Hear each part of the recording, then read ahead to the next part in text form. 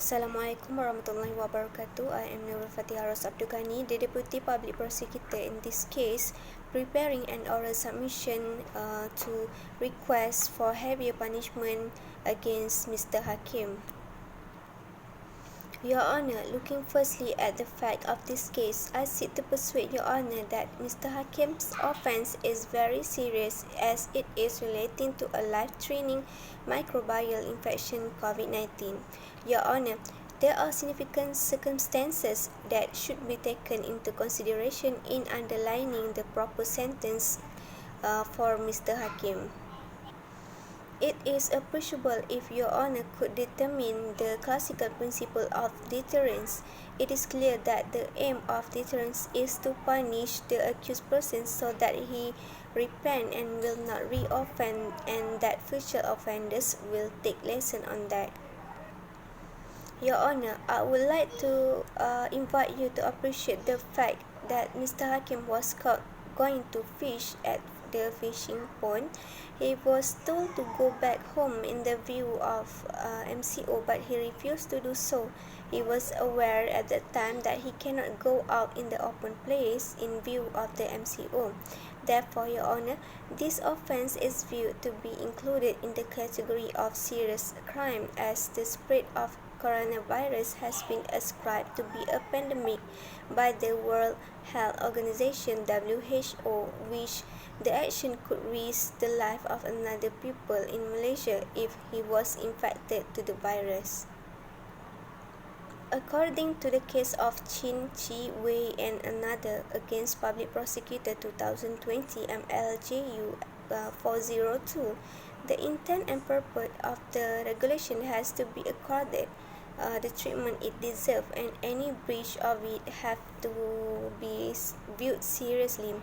Your Honour, it is crucial for Your Honour to determine the actual aim of the regulation, which is to promote the public good, as Malaysians are so much relying to the state and its machinery to alleviate the looming pandemic of COVID-19.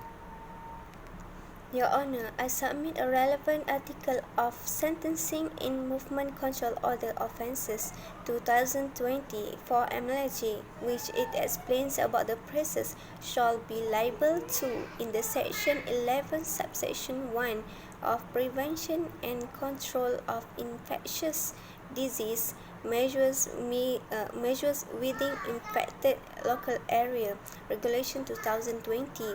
The phrases denotes that the court have absolute discretion to decide whether to pass a sentence in the terms provided in the said provision or to release the accused on bond of good behaviour under Section 294 of the Criminal Procedure Code.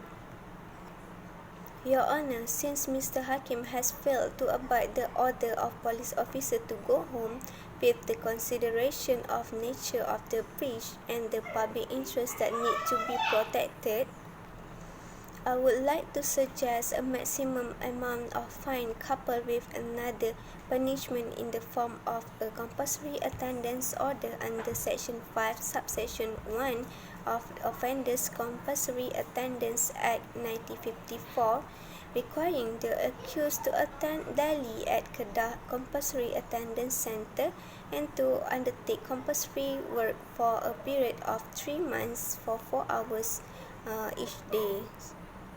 Your Honour, it is in my respectful submission that the suggested punishment are not excessive and can be recognized as the deserved lesson, since the Malaysian and the populace globally are in a state of mental anguish. It is expected from every person, including Mr. Hakim himself, to respect the dictates of the state via its law enforcement machinery, to abide and adhere to the MCO imposed. Therefore, Your Honours, I request to follow the recommendation to sentence Mr. Hakim for a fine of 1,000 ringgit Malaysia and the requirement to attend Kedah Compulsory Attendance Centre for 4 hours a day in 3 months. Your Honour, that concludes the end of my submission.